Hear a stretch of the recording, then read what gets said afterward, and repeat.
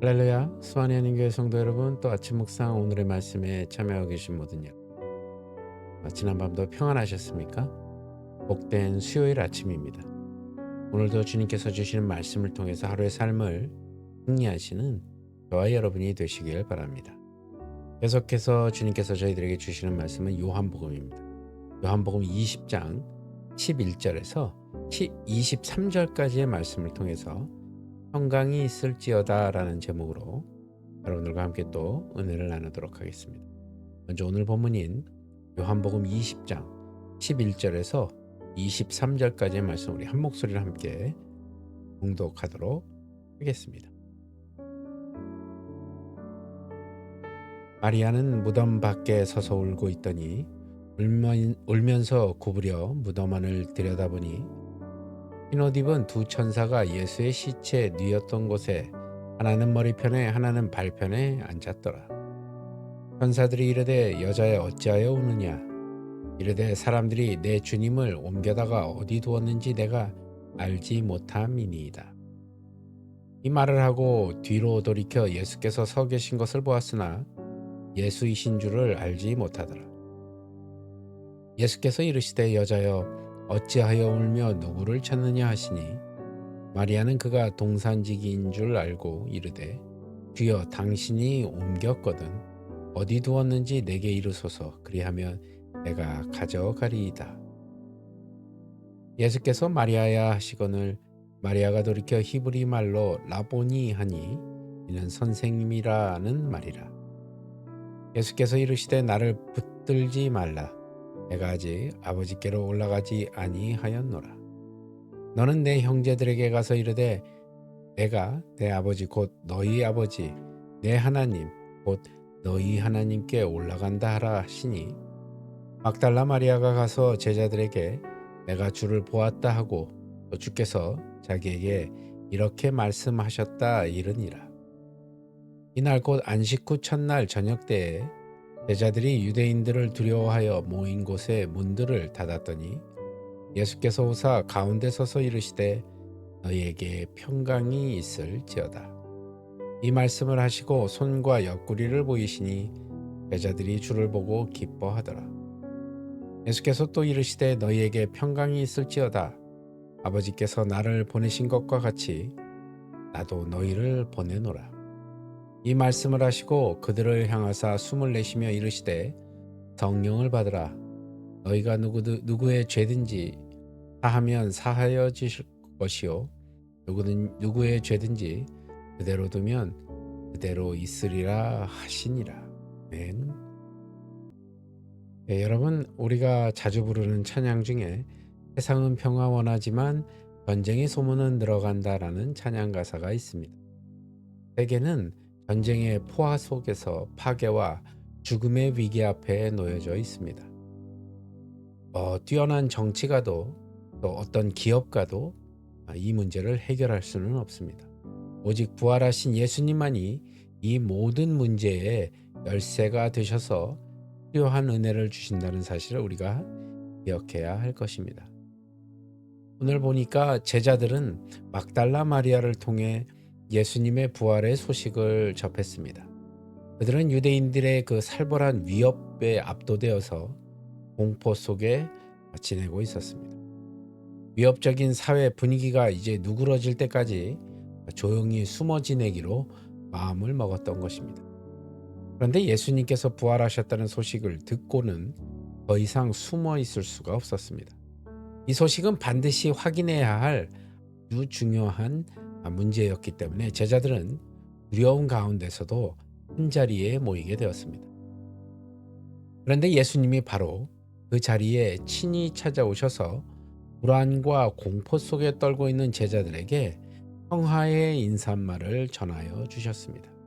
그리고는 상처난 손과 옆구리를 보여주시면서 당신이 부활하셨음을 다시 한번 확인시켜 주셨습니다. 제자들은 부활하신 예수님을 눈으로 직접 본 순간 불안과 공포에서 벗어나 큰 기쁨과 평안을 맛볼 수 있었습니다. 1914년 제1차 세계대전이 한참 진행되던 가운데 크리스마스의 정전이라는 소식이 영국의 유력 언론지 데일리 미러를 통해 실린 적이 있습니다. 전쟁이 한창이던 영국군과 독일군이 크리스마스를 맞이해서 휴전을 약속하고 한자리에 모인 것입니다. 그들은 전쟁을 잠시 멈추고 함께 성탄의 기쁨을 나누며 잠시나마 평화를 맛볼 수 있었습니다. 예수님은 평화의 왕이십니다. 부활하신 예수님은 지금도 죽음과 절망의 한복판에 평화를 심으십니다. 우리 사회는 정치적으로, 경제적으로 갈등으로 아주 심각한 분열 현상을 겪고 있습니다. 이런 상황에서 교회가 참된 화합과 평화를 가져오는 도구가 되어야 합니다. 부활의 예수님 안에 있는 참 평화를 이 세상에 드러내야 한다는 것이죠. 예수님의 제자들은 예수님이 돌아가시자 낙심과 절망에 사로잡혔습니다.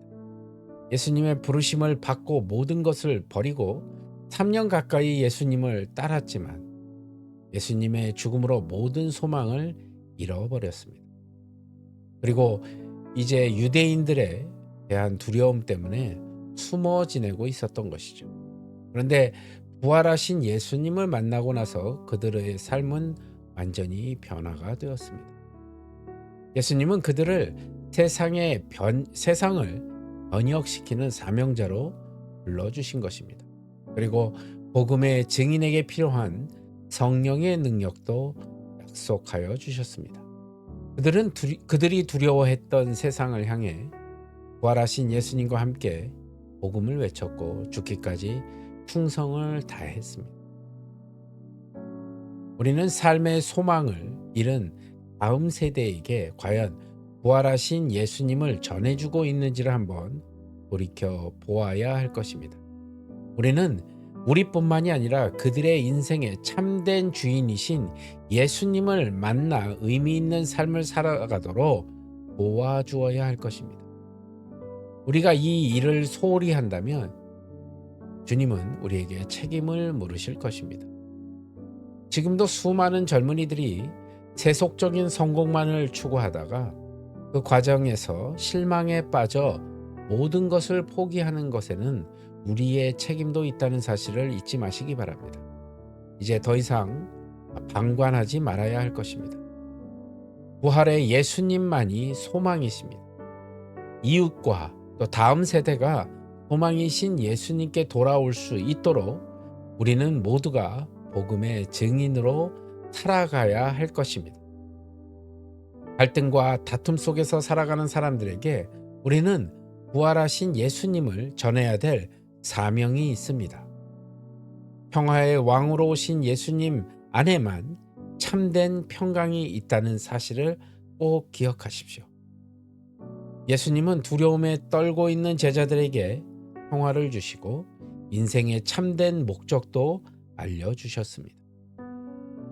여러분, 우리 모두가 그리스도 안에서 각자의 소망을 발견하고 힘있게 살아가도록 부활하신 예수님을 전하며 오늘의 삶 가운데서도 승리하시는 저와 여러분이 되시길, 그래서 주님께서 주시는 진정한 평화를 누리며 나아가는 오늘의 삶이 되시길 주님의 이름으로 간절히 축원합니다. 기도하시겠습니다. 주님, 두렵고 떨리는 마음 가운데 있는 제자들을 찾아주셔서 평강이 있을지어다라고 말씀하신 주님, 오늘 우리에게도 주님 진정한 그 평안을 누릴 수 있도록 저희들에게 더 큰 믿음과 용기를 부어주시옵소서. 그래요, 오늘의 삶 가운데서도 온전히 승리하며 주님께 영광을 돌리는 귀하고 복된 삶을 살 수 있도록 성령님 저들과 함께 동행하여 주시옵소서. 모든 것 주님께 감사드리오며 나사렛 예수 그리스도 받들어 간절히 기도드리옵나이다.